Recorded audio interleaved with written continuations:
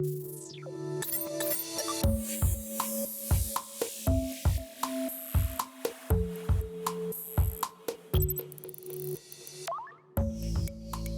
tema del cambio climático se ha vuelto cotidiano. Cada vez, la prensa internacional le otorga mayor cobertura y la investigación científica le dedica una atención creciente.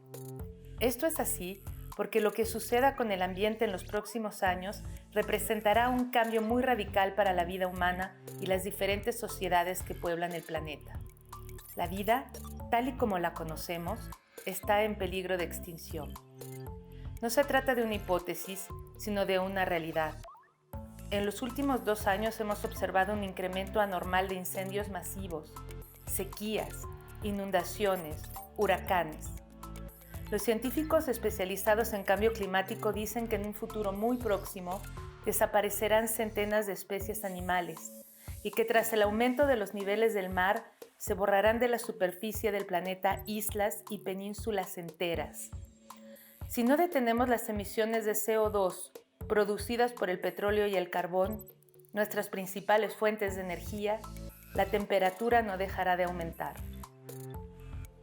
Por más que todos reciclemos o reduzcamos el uso de plástico, si las emisiones no cesan, el desastre será inevitable.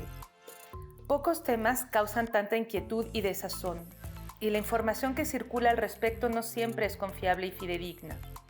Por eso, la revista de la Universidad de México convocó a un grupo de científicos, ambientalistas, divulgadores, antropólogos y activistas para que dialogaran al respecto. Sabemos lo complicado que resulta actuar de manera colectiva y que es más fácil fingir que no pasa nada. Sabemos también que esta situación provoca parálisis e impotencia. Pero ahora, más que nunca, es urgente que nos organicemos. Todavía es posible cambiar el curso de las cosas y hay mucha gente movilizándose para lograrlo. Muy buenas noches. Hoy recibimos aquí a alguien muy querido por niños y grandes, yo diría que de 0 a 120 años, porque es una persona que ha sabido explicar, ¿no?, los descubrimientos científicos más sorprendentes de una manera sensible, accesible, ¿no?, comprensible para todos, como deben de ser todas las cosas grandes e importantes de este planeta, de este universo en el que vivimos. Tenemos con nosotros a Pepe Gordo, un ensayista, gran divulgador de la ciencia. Pepe, muchas gracias por venir. Encantado de estar contigo, Yael, de verdad, un gusto. Fíjate que hoy vamos a hablar de cambio climático, o emergencia climática, o catástrofe climática, o desastre. Ya no sabemos ni cómo llamarle a esta situación. Y quería primero preguntarte, tú que eres un narrador tan particular, eres una persona que nos cuenta historias que nos permiten ver que el universo en el que vivimos es maravilloso, es sorprendente, es profundo, es armónico, es inteligente. ¿Cómo narras esto que es tan desesperante y angustiante? Es desastroso, realmente, y entonces la pregunta es cómo poder contar esta historia y que tengamos una luz de salida al túnel en donde estamos encerrados. Me acuerdo que esto tiene que ver con algo que ocurrió con mi hijo cuando estaba estudiando en los años universitarios. Y me decía, papá, mientras más estudio, más entiendo que todo esto va al desastre. Precisamente por todas estas expresiones que nos hablan de daño a nuestros seres, a nuestras parejas, a nuestras personas queridas, a nuestro entorno, a nuestra ecología, que parece ser una cadena que no tiene salida y que no tiene solución. Y entonces, en esos días, afortunadamente, yo había conversado con Mario Molina. Nuestro premio Premio Nobel mexicano. Fugado, por cierto, cerebro fugado. No. O Diáspora Comprometida. Diáspora Comprometida. ¿No? Porque yo creo que en él siempre hay un compromiso profundo al final del día con lo que es nuestro país. Totalmente. Y entonces él me planteaba algo que es muy interesante de cómo se podría revertir el problema del cambio climático, de ese desastre que la ciencia ha visto claramente con el antropoceno, que es la entrada del ser humano al escenario del planeta para modificarlo y transformarlo en esta en estas llamas que estamos viendo en términos de lo que está pasando ecológicamente. Y bueno, pues él me estaba contando que me estaba diciendo que las sequías, huracanes, lo que hoy estamos viendo de lo que está ocurriendo en la Antártida, en donde estamos teniendo temperaturas de 20 grados centígrados, en donde el hielo se está derritiendo en la Antártida y las consecuencias que esto puede tener para todo el planeta. Me estaba contando de que habían algunos estudios que en vez de tratar de plantear tenemos un agujero negro del que nunca vamos a poder salir y escapar, la ciencia se toma el tiempo de dimensionar los problemas. Y esto creo que es clave para ver precisamente dónde está la narrativa de la posible salida de estos problemas. Y al hacer este ejercicio de dimensionar las cosas, se dieron cuenta de que con una inversión del 2 o 3% del PIB, en términos mundiales, del Producto Económico Bruto de todo el planeta, estaríamos hablando de la posibilidad de revertir estos efectos. Es decir, se requiere un esfuerzo de comunicación muy importante para plantear que sí hay una salida al problema. Que lo que gastamos en el 2 o el 3% del PIB del planeta es enorme, pero es menos de lo que nos va a costar en términos de estos incendios y estas... Pero me sorprende que la solución sea monetaria, o sea, se trata de pagar el cambio climático. No, pero se trata de que, bueno, sí, se trata de invertir recursos para que precisamente tengamos instrumentos para bajar este problema, para reducir dramáticamente el problema. Y lo interesante es que el tipo de inversión que es requerida es del orden del 2 o 3%, que uno dice que es enorme, pero no es nada comparado a lo que ya estamos sufriendo económicamente todos en el planeta, precisamente por estas catástrofes que se están empezando a dar y que van a seguir creciendo. Entonces, lo que me sorprende es que sí, es que lo que pasa, sí se tiene que hacer inversiones para tomar medidas específicas que luchen precisamente contra este problema. En un mundo capitalista en el que estamos acostumbrados a pagar para solucionar las cosas, ¿por qué la gente no está dando este dinero? Bueno, y eso es parte entonces del problema que tiene la ciencia, de tratar precisamente de comunicar que sí hay salida.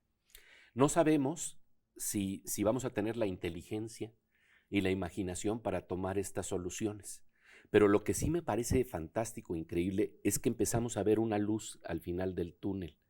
Y que esto entonces hace que mentes muy brillantes estén también haciendo esfuerzos para precisamente alertar en todo el planeta de los peligros que estamos viviendo y sobre todo qué tipo de acciones y medidas que van desde acciones macro a niveles de macro, pero también a niveles pequeños. Me decía Mario Molina que nunca hay que perder la idea de que andar en bicicleta y hacer pequeños gestos que implican que estamos teniendo cuidado con nuestro entorno es un mensaje que le estamos dando a los gobernantes, es un mensaje que nos estamos dando como sociedad, en el sentido de que estamos empezando a cuidar nuestra casa.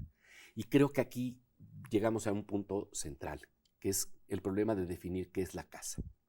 Cuando pensamos en casa, pensamos el lugar en la calle donde habitamos, y eso es lo que consideramos casa.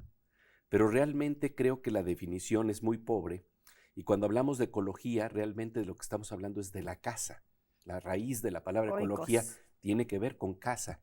¿Dónde está nuestra casa? En la UNAM. En la UNAM, por supuesto. Es que la vamos expandiendo. Si vamos teniendo una conciencia mayor de dónde estamos y cuáles son nuestros límites, vamos expandiendo nuestra sensación de dónde estamos ubicados. No es nada más la UNAM, se vuelve nuestra ciudad, no es nada más nuestra ciudad, se vuelve nuestro país, no es nada más nuestro país, se vuelve nuestro planeta, ¿no? Esta conciencia es muy importante. Y por el otro lado también la casa que va ubicándose también hacia adentro, porque curiosamente luego ignoramos el cuerpo e ignoramos que ahí también habitamos. Entonces, ¿dónde habitamos? Creo que esa es la gran pregunta que tenemos que hacernos. Y creo que hay un paradigma muy interesante que está surgiendo en la ciencia, que nos está hablando de que afuera y adentro ya no está tan claramente delimitado. Las fronteras entre lo que es adentro y afuera ya no está tan claro dónde están. De hecho, la idea del microbioma, que implica que tenemos una prótesis de bacterias, de sistema de bacterias que forma parte de nuestro ecosistema interno para procesar la información en nuestro cuerpo, que la genética de nuestro cuerpo no nos basta, sino que necesitamos la genética de las bacterias. O sea, que albergamos dentro de nosotros todo a otros organismos que tienen organismos otro ADN o otra conformación. que nos ayudan, que nos complementan a procesar la información. Esto es algo que creo que es impresionante porque nos está empezando a decir que somos más fuera de nosotros mismos de lo que nos imaginábamos, que nuestras bacterias son parte de nuestro ser. Así como hablamos de nuestra piel, tenemos que hablar del microbioma, y cuando vamos hablando de estas posibilidades, hay otro paradigma muy interesante que está planteando el antropólogo Roger Bartra, que nos plantea que no tan solo nuestro cerebro está delimitado en donde pensamos que está, sino que con la cultura hacemos exocerebro. Es decir, que procesamos la información de nuestro mundo a través del lenguaje y de símbolos compartidos, y que entonces no se trata nada más de ver dónde están las redes neuronales, sino que también las redes neuronales se combinan con tus redes neuronales, que esto quiere decir que la sinapsis no nada más ocurre en mi cerebro, sino que ocurre entre cerebros. Y por otra parte, en un tejido de redes simbólicas que son importantísimas, que son responsables, por ejemplo, del efecto placebo, que nos indica que esos símbolos que están afuera afectan también nuestro interior. Pero entonces aquí hay dos ejemplos que me parecen impresionantes. Uno que tiene que ver con nuestro sistema interno de procesar la información.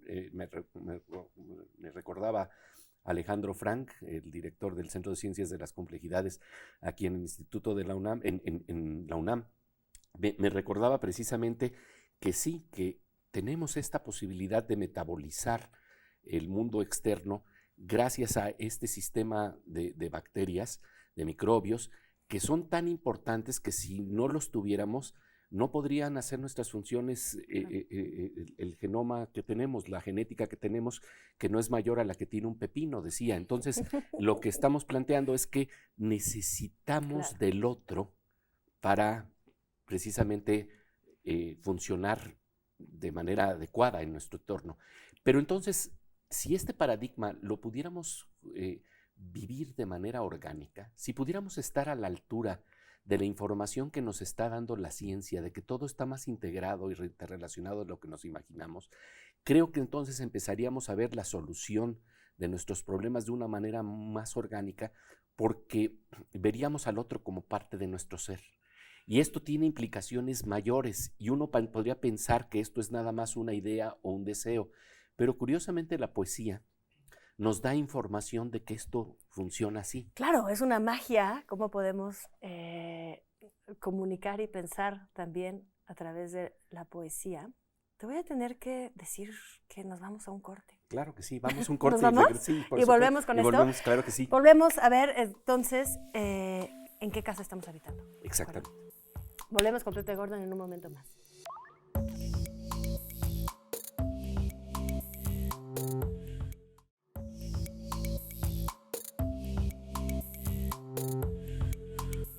Volvemos aún más felices que antes porque ya pudimos tener una primera parte de conversación con Pepe Gordon. Aquí seguimos. Estábamos hablando de los límites de nuestra casa. Tú hablabas de nuestra casa también como el cuerpo, sí, y cómo hemos establecido límites que creemos que están en la piel, pero hay otros individuos, por ejemplo, bacterias que habitan dentro de nosotros. ¿Cómo creemos que nuestro cerebro está dentro de nuestra cabeza? Pero no solo hay neuronas que están en nuestro estómago, sino también estamos usando prótesis exteriores. Y entonces esto nos va a ayudar a pensar, si te sigo bien, en cuáles son los límites de nuestra casa, no como nuestro domicilio. Por más que Trump y otras personas pongan fronteras y pongan muros que traten de delimitar las cosas y las casas de la gente, creo que me traes otra propuesta de casa. Sí, yo creo que es la unidad mente, cuerpo, medio ambiente. Unidad, mente, cuerpo y medio ambiente. Es decir, hay un tejido que está más entrelazado y entreverado. La nueva Trinidad. La nueva Trinidad, la Santísima Trinidad, mente, cuerpo y medio ambiente, es decir, darnos cuenta que el cuerpo, la mente y el entorno están entreverados de una manera extraña. La ciencia nos da noticias de ello. Nos da, por ejemplo, este ejemplo de lo que nos da esta idea de un experimento que tiene que ver con lo que se llama entrelazamiento cuántico entre partículas, que nos plantea que cuando una partícula ha tenido un giro para arriba, la otra reacciona con un giro para abajo, pero que si estas partículas son separadas por completo y una se queda en China y otra se queda en México, cuando esta va para arriba, la de México también reacciona en una comunicación que rebasa todas las distancias y nociones de tiempo-espacio usuales. De hecho, Einstein no lo podía creer y pensaba que esto era una acción fantasmagórica a distancia, spooky action at a distance, pero en realidad de lo que está hablando es de un entreveramiento entre las cosas más profundo a nivel de partículas. Y uno dice, bueno, pero eso ocurre entre partículas, no ocurre en el nivel de nuestros cuerpos. Nada más que hay que saber que nuestros cuerpos están hechos de esas partículas para tener un poquito de inquietud de cómo estamos entrelazados de maneras más profundas. Todo lo que nos rodea estamos hechos de los mismos tabiquitos, que son unos protones y unos electrones y unos quarks, y mientras más hacia atrás nos vamos hacia más chiquito, más se parece todo. Exacto, más se parece todo, y algunos científicos plantean que tal vez en el origen del universo todos éramos uno y lo mismo, pero el problema es que luego viene esa diversificación que se parece un poco a la Torre de Babel, en donde nos vamos separando en las lenguas, nos vamos separando en la posibilidad de comunicación, pero precisamente la ciencia nos da noticias de que estamos más entrelazados de lo que podríamos imaginar. Por ejemplo, cuando hablamos de cambio climático, justamente uno de los grandes amigos de Mario Molina era un personaje que hablaba del efecto mariposa, Lorentz, que tiene que ver con los estudios meteorológicos que nos plantean que el aleteo de una mariposa puede desencadenar una tormenta. Y creo que ahí entonces estamos hablando de un posible punto de salida. Si el aleteo de una mariposa puede desencadenar una tormenta, el aleteo de un pensamiento creativo puede desencadenar acciones que traigan coherencia y que nos vuelvan a hacer percibir que estamos en casa, y que nuestra casa no termina en nuestro cuerpo y no termina en nuestra casa, sino que es más amplia. Claro que esto era planteado también por los poetas. Los poetas, la ciencia nos ha dado cierta noticia, atisbos de esta realidad, pero la poesía y el arte nos están planteando que estamos más entreverados de lo que nos imaginábamos. 100%. Está el poema famosísimo de Baudelaire, Correspondencias. Claro, claro. Está el filósofo Heidegger, que se inspiraba mucho de Hölderlin para decir que el hombre es quien construye su casa sobre la tierra. Exactamente, y que entonces estamos más incrustados uno con el otro de lo que nos imaginamos. ¿Y cómo entonces hacer que este mensaje, tú que te dedicas a la comunicación, llegue a quienes tienen ese 2 o 3% de PIB y nos lo den para que podamos cuidar nuestra casa? Ya nos dijo Greta Thunberg, que es una voz que expresa lo que muchos pensamos, ya nuestra casa está en llamas. Nuestra casa está en llamas y creo que la idea entonces es ver dónde está la salida. Y creo que la salida está en la ciencia, y creo que la salida está en el pensamiento crítico, y creo que la salida está en visibilizar la empatía que nos permite entender que el otro es parte de nosotros. Pero si esto no es una percepción orgánica, entonces es nada más un discurso intelectual que hasta en los peores momentos se podría acercar a un sermón, y eso no nos va a hacer mover nuestras conciencias y mover nuestra imaginación. Lo que hace mover nuestra imaginación es cuando de repente atisbamos que efectivamente en la mirada del otro estamos. Ese momento, así ocurra espectralmente, si lo empezamos a reconocer y lo empezamos a visibilizar, es clave. Y esto implica cambios en la educación, cambios en nuestros paradigmas, cambios en la forma en que nos entendemos. La poesía, el efecto mariposa traducido en términos poéticos se podría plantear en términos de nadie puede cortar una flor sin perturbar una estrella. Es decir, nos empezamos a dar cuenta de que estamos más entrelazados de lo que nos podemos imaginar. Y ya habían yo creo que yo soy profundo admirador de Aldous Huxley, que precisamente en un libro sobre las puertas de la percepción ya nos hablaba de que no todo lo que estamos apreciando es lo que realmente está ocurriendo. Y entonces la pregunta clave es cómo abrimos las puertas de la percepción. Y en este marco, yo quiero recordar a William Blake, que decía que si limpiáramos las ventanas de la percepción, veríamos la realidad como es, infinita. Infinita quiere decir infinita en sus posibilidades, infinita en la creatividad, inteligencia e imaginación con la que se puede circular. Y creo que eso es lo que tenemos que comunicar. Nunca se me olvida que en una ocasión cuando conversé con el premio Nobel George Smoot, que es físico notable que investigó, digamos, las zonas más cercanas al Big Bang en lo que se llama radiación cósmica de fondo, yo le preguntaba que si en medio del tráfico, cuando estaba uno embotellado, él seguía pensando en estrellas y galaxias y estos universos más vastos. Y se sonrojó y me dijo que sí, que él seguía pensando todavía en eso en medio del tráfico. Pero luego agregó algo que me parece importante porque creo que ahí está la salida.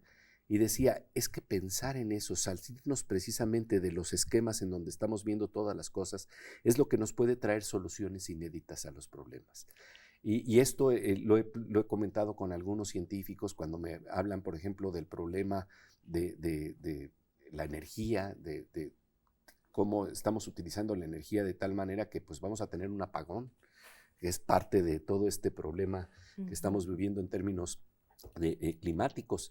Un apagón también por toda la energía que estamos utilizando. Bueno, y entonces, ¿qué va a pasar cuando ya no tengamos la energía para poner en movimiento todo lo que implica nuestro mundo? Y él decía que él estaba confiado siempre en que la investigación básica, la investigación basada en curiosidad, tarde que temprano rinde frutos y que a veces no vemos la posible solución con los paradigmas o formas de ver el mundo que tenemos comúnmente, pero que si nos desviamos un poquito o si perseveramos en nuestra curiosidad, de repente se abren salidas que eran inesperadas, que son inéditas. Creo que tenemos que ir en búsqueda de lo inédito. Mira, yo creo que con la cantidad de tráfico que hay en la Ciudad de México, invitaría a todo el mundo, váyanse al tráfico a pensar, por favor. Vamos a encontrar alguna solución. Tenemos aquí un buen caldo de cultivo para la mente, muchas horas precisamente ahí para pensar. ¿Tú crees que este apremio, digamos, este sentimiento de tiempo contado, de urgencia ante la casa en llamas, ¿ha traído a más adeptos a la ciencia? O sea, ¿sí ha traído cambios entonces en la manera en la que se presentan las cosas? ¿O ha creado este rechazo ante la tecnología y ante la destrucción? Ay, es que esto, de veras creo que es una pregunta clave la que tú estás planteando, porque si no porque creo que en el fondo tiene que ver con el hecho de que todo esto que ya nos está informando la ciencia lo pudiéramos ver de manera orgánica. Si no lo podemos ver como una percepción orgánica, se empieza a tener el tufo de un sermón, que entonces uno dice, siempre siguen las catástrofes y de todas maneras aquí estamos y el agua sigue saliendo y sí, subió un poquito más la temperatura, pero no es para tanto. No tiene que ver con esta idea de la negación, porque precisamente es demasiado grande esa catástrofe y es demasiado grande los datos, o sea, realmente parece inabarcable lo que está sucediendo.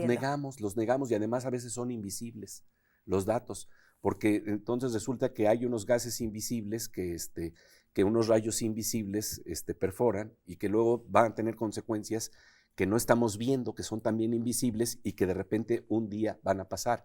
Entonces el problema es que es como cuando te dicen, ahí viene la bruja, ahí viene el problema, ahí viene y te están diciendo que ahí viene, y ya llega un momento que cuando dice ahí viene el lobo, pues ya no estamos oyendo y ya no estamos escuchando, por lo que creo que por supuesto sí tenemos que insistir en que la información esté ahí, esté visibilizada, pero más que nada creo que también tenemos que insistir en qué mecanismos podemos tener en términos educativos para ampliar nuestra empatía.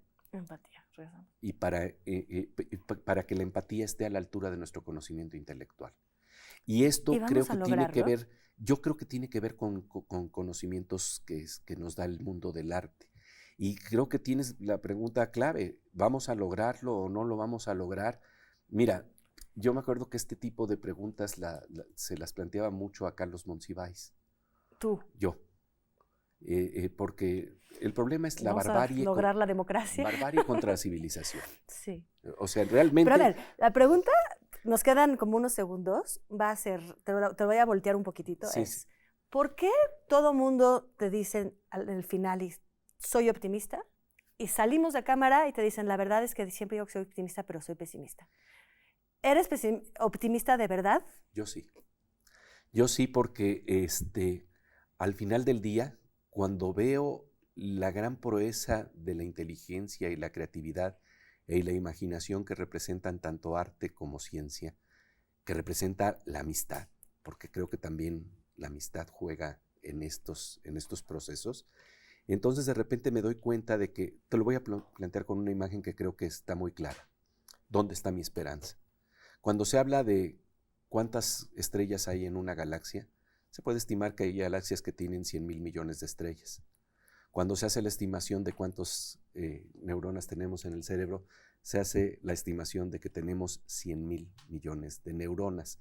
Esto es como tener una galaxia en el cerebro. No, y aparte, contando el exocerebro, Y pues si no hay contamos el límite. exocerebro, entonces quiere decir que lo que tenemos que poner en funcionamiento son mecanismos de inteligencia colectiva, de imaginación colectiva, para los que no estamos preparados. Y eso creo que ahí está más que nada el problema, no darnos cuenta de que la verdadera riqueza que tenemos es ese pensamiento crítico y esa sensibilidad.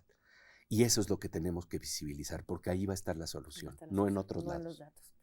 Pepe, me da muchísimo gusto que hayamos hecho esta reflexión, que sigamos con esta amistad, que haya Claro que mucha sí. amistad, y tienes toda la razón, es clave. Y bueno, que ampliemos todos nuestro sentido de dónde está la casa. Espero que este fin de semana salgan y vean su casa en todas partes. Nos vemos la próxima semana. Muchísimas gracias. No, al contrario, muchas gracias a ti.